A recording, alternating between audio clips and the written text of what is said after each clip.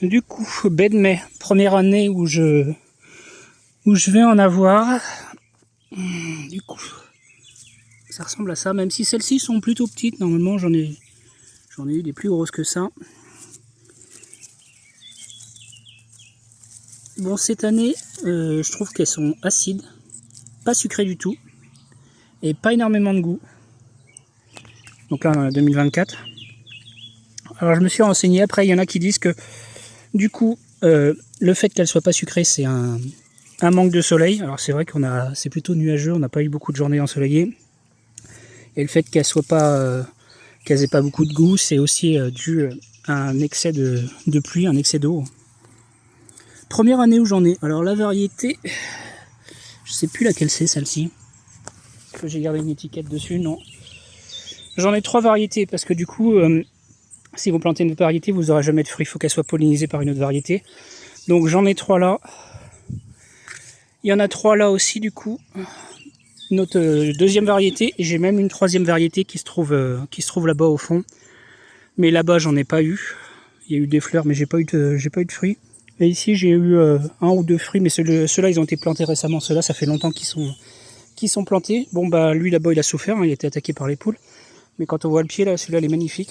Mais je suis un peu déçu. J'avoue que cette année c'est la première fois que j'en ai et gustativement c'est pas exceptionnel. Entre du cassis qui est aussi acide et pas très sucré, je préfère clairement du cassis. Mais bon après si c'est un manque du coup de lumière et un excès de flotte, bon les années ne se ressemblent pas quoi. Donc peut-être que l'année prochaine. J'avoue qu'elles sont plus petites. Après les grosses, moi je les ai déjà mangées, donc ça c'est des nouvelles. Je connaissais pas, donc là ça m'en fait du coup ici 9 pieds. 9 pieds en sachant que j'ai une branche qui avait été cassée sur celui-ci. Et du coup ce que j'ai fait, je l'ai foutu en terre et puis je me suis dit on verra bien. Et puis au final, surprise, du coup ça a pris. Donc à l'automne je vais l'enlever d'ici et puis je vais le mettre ailleurs. J'ai fait même chose avec ceux-là, j'ai eu des branches qui ont été cassées. Et du coup il y en a une qui a prise ici alors que l'autre pas du tout. Donc ça se bouture assez facilement. Donc pas besoin d'en acheter des quantités industrielles pour faire par exemple des lignes de 15 mètres si vous voulez en produire pour faire des confitures, etc. Il suffit de prendre 2-3 pieds et puis du coup attendre qu'ils soient beaux. Ça nécessite plus de temps. Puis après les mettre dans du terreau humide, etc. Et visiblement ça prend assez bien. Voilà, mon petit retour sur les baies de mai. Mais très clairement, ouais. D'ailleurs, du coup, faut les ramasser quand elles tombent comme ça normalement. C'est qu'elles sont, quand elles se détachent toutes seules, c'est qu'elles sont mûres et du coup, ça sert à rien de les. Non, pas sucré. Bon après, en confiture, je pense que le goût doit être différent. Voilà. Donc on a encore du coup, on va faire le tour, tiens. Le groseille macro, c'est pareil. Celle-ci, j'en ai jamais mangé, donc je sais pas si cette année je vais en avoir parce que je ne vois absolument pas de billes. L'année dernière, il y avait des billes vertes, mais quand je suis revenu, en fait, il n'y avait plus rien. Donc je sais pas si c'est les poules. Je pense que c'est les merles qui ont dû me les bouffer. Par contre, cette année, j'avoue que j'en vois pas une seule. Donc là, on a de la framboise. Ici, c'est de la folgole, donc c'est de la framboise jaune. Après, on arrive sur de la casseille. C'est pareil. Casseille, j'en ai jamais mangé, donc je sais pas ce que ça vaut. Et je ne vois pas de billes vertes dessus. Donc j'ai l'impression que c'est pas cette année que je vais en manger. Ah, là, il a été attaqué, lui. Alors, il est encore en vie, on a du cul. Je me demande si c'est pas un lièvre qui est venu me l'attaquer, etc. Parce que là, il n'y a plus rien, quoi. Et ça a bien été rongé, quoi. Bon, Ah, là, il y en a... dommage, en plus, là, il y en avait une, là. Donc, j'en ai pas de casseille, mélange de cassis et de casseille. Après, la framboise marasta. On a de la myrtille, c'est pareil, j'en ai jamais mangé. Donc, je sais pas du tout ce que ça vaut. Il y a confiture de myrtille, donc si, oui, effectivement, j'en ai déjà mangé. Mais en fruits comme ça, tout cru, non. Sachant que j'en ai perdu un pied là-bas, mais elles ont beaucoup de mal ici, elles s'y plaisent pas. Là, on a encore de la framboise. Ici, c'est de l'héritage. On repart sur de la groseille à macro. Il me semble que celle-ci c'est de la rouge et là-bas ça doit être soit de la jaune soit de la verte. Et après on repart sur framboise et celle-ci c'est de la... ça fait des framboises mais violet foncé. C'est pas de la black parce qu'il y a des framboises noires, mais c'est de la violet foncé. Et j'avoue que cette année, quand on voit la taille du tronc, je mets mon petit doigt à côté, le tronc est mouse costaud. Et lui, il va dander. Hein. Quand on voit, il y a intérêt d'arroser du coup si je veux quand même en avoir. Parce qu'après si on part sur des chaleurs et du sec, hop. Du coup ici, figuier, bon, on a deux figuiers. Là-bas c'est le Ice Crystal au fond. Et là du coup c'est celui qui a goût de miel. Je sais plus comment il s'appelle. Mais ça fait de la figue jaune goutte d'or, voilà. Goutte d'or, donc du coup c'est une figue qui a un goût de miel et qui est bien sucrée. Ensuite ici on a du coup de la groseille versaillaise. Je crois que, je sais plus laquelle c'est. Je crois pas que ce soit la rouge celle-ci. Mais c'est pareil, les pieds sont beaux cette année. Il va y en avoir. Donc bon, ça j'en ai déjà goûté hein, chez mes parents, il y en a. Donc ça c'est pas une découverte, je connais. Hop. Après on part sur du cassis. Beaucoup de cassis. Et ils sont plutôt beaux. Du coup ici le but c'est de faire de la confiture de cassis et les feuilles je les fais en vinaigre. Alors après on peut faire aussi des tisanes du coup avec le cassis. Du coup, il y a deux variétés parce que du coup celle-ci c'est de la noire de Bourgogne et la noire de Bourgogne ne fait absolument pas de fruits si elle n'est pas pollinisée par une autre variété. Donc là on a une deuxième variété qui est pas très loin. Est-ce que l'étiquette est encore dessus? Alors qu'est-ce qu'il nous dit? J'ai Boscope. Du coup je crois que c'est de la cassis à gros fruits ça, si je me trompe pas. Et là du coup on a la noire de Bourgogne qui est la cassis qui est la plus forte en goût.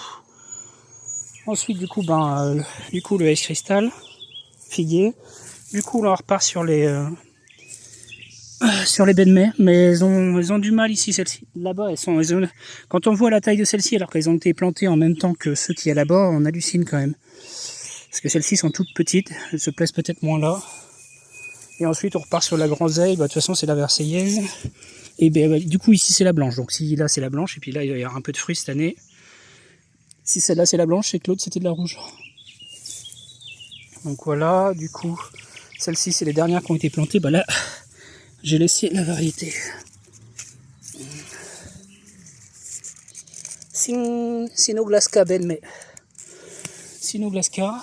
Et puis après on a une myrtille. La seule qui a survécu sur cette ligne-là. Et c'est pareil, elle a été rongée, je pense, par un lièvre.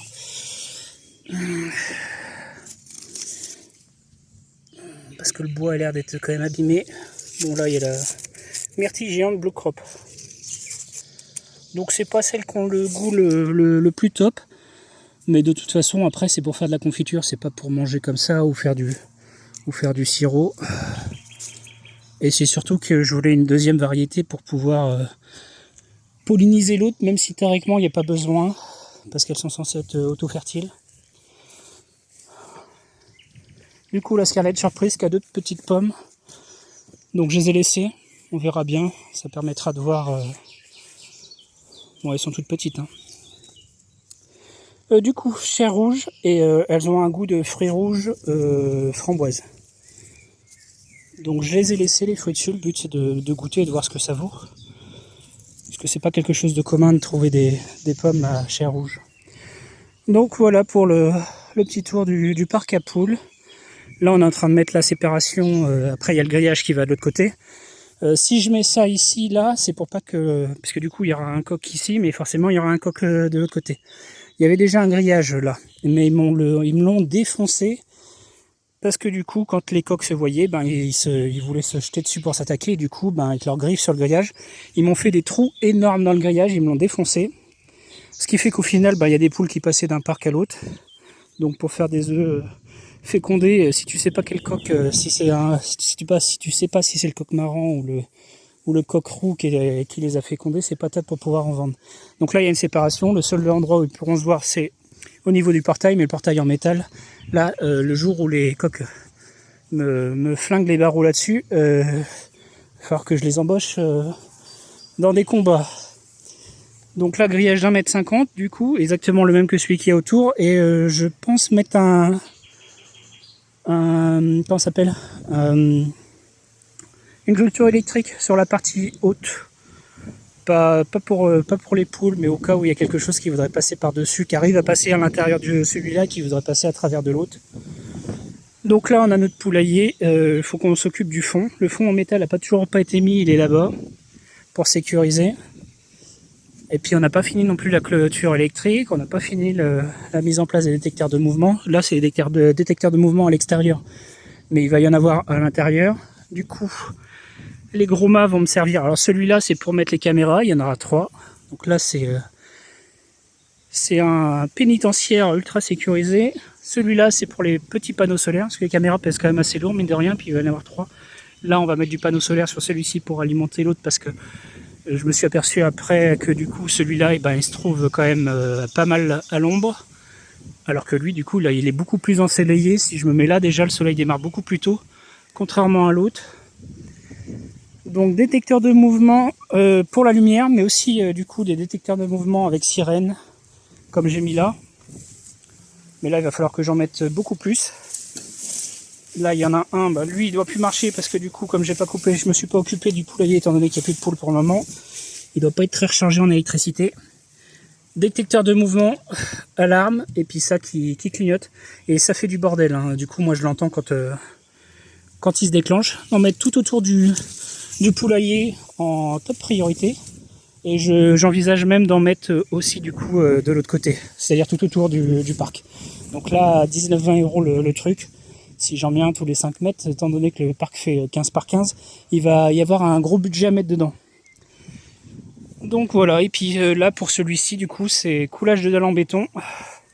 Parce que du coup, les rats creusent et coulage de dalle en béton avec un grillage à maille fine dans le béton, au cas où s'ils veulent me bouffer le béton, etc. Ça m'étonnerait qu'ils me bouffent le métal.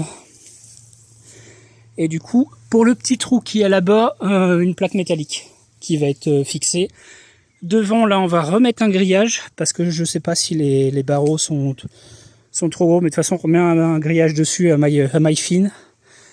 Comme, non, plus fin que ça encore. Beaucoup plus fin que ça.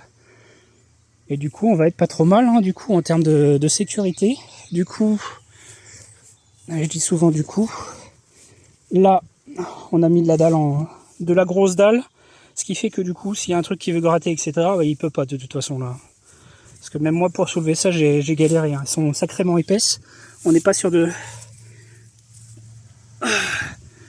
Ouais, ça doit faire 5 cm d'épaisseur. Donc le but, c'est qu'il n'y ait rien qui gratte en dessous pour essayer de passer. Et puis, voilà. Hein. Donc du coup, la clôture électrique, il y en a une tous les 20 cm. Et entre chaque clôture électrique, il y a un barbelé. De manière à ce que parce que du coup, le renard pourrait entre deux lignes de clôture électrique, du coup, faire l'éventrer. Là, avec la ligne de barbelé en fait, il serait obligé d'être au-dessus. Et donc, soit ça va le faire toucher la ligne électrique au-dessus, ou soit ça le fera toucher la ligne électrique en dessous. En sachant que là, du coup, comme il y a beaucoup d'herbes, du coup, ça va être désherbé. Il va y avoir une toile de paillage doublée qui va être mise tout le long, pour pas qu'il y ait d'herbes qui touchent la clôture électrique. Et par-dessus, on va mettre un gros lit de pierre assez épaisse. Ce qui fait qu'il n'y a pas d'herbe qui va toucher la ligne barbelée, parce que sinon... les batteries se déchargent. Bon, après, il faut que ça soit tendu. Hein. Là, c'est pas du tout tendu. Donc voilà le petit point, le retour du coup sur le poulailler en 2024. J'espérais avoir les poules de retour au printemps, mais bon, c'est un gros budget à mettre, donc ça se fait au fur et à mesure. La priorité, ça va être de terminer la partie nord. Comme ça, déjà, ça me permettra de récupérer 3-4 poules. Et puis de toute façon, pour celle-ci, du coup, il y a un morceau de grillage à mettre là, et il y a la dalle de béton. Et ça va être galère, et je peux pas faire ça tout seul, moi, la dalle de béton. Sachant que ce truc-là, du coup, faut le retirer. Soit on le bascule en avant, soit basculer à l'arrière, faire un coffrage, dalle de béton, le remettre dessus. Donc faut être à plusieurs pour le soulever, parce que ça pèse une tonne, les gens ne se rendent pas compte. Donc voilà, l'avancement sur le parc à poules. Où est-ce qu'on en est en 2024? Je pense que les poules, on va peut-être en récupérer 3-4 en fin d'année pour la partie nord. Mais je pense que ça va pas être opérationnel avant du coup 2025. Hein. Parce que là, les détecteurs de mouvement, j'en ai mis que sur la partie nord, mais j'en ai tout autour à mettre. J'en mets un sur... pas sur chaque pieu, mais un tous les 2 pieux. Donc ça en fait un paquet, puisque là-bas, j'en compte... Il suffit de compter les petits panneaux solaires. Il y en a 1, 2, 3. Et encore, il y en a encore une à mettre 4. Non, il y en a 4. Donc j'en ai mis 4, il en faut encore 4, 8. Il y a encore 12 à mettre en détecteur de mouvement. À 10 € le détecteur de mouvement, je crois, c'est plus ou moins ça. 10 ou 15 €. Donc il y a encore entre 100 et 150 € pour les détecteurs de mouvement. En sachant que j'ai eu des retours, et du coup, au niveau des retours, certains disent que ça marche au début, mais qu'au final, au fur et à mesure, du coup, ils finissent par s'y habituer, et puis après, ils ont plus peur en fait des détecteurs de mouvement. C'est pour ça qu'à l'intérieur, après, le but c'est de mettre des détecteurs sonores, parce que là, ça va être quelque chose de nouveau encore. Donc voilà, là, il se met à pleuvoir. Le parc aromatique, s'il y en a qui veulent venir désherber, ils sont invités, parce que là, c'est un peu la forêt vierge. Et puis là, il se met à pleuvoir. Du coup, je vous laisse. Salut!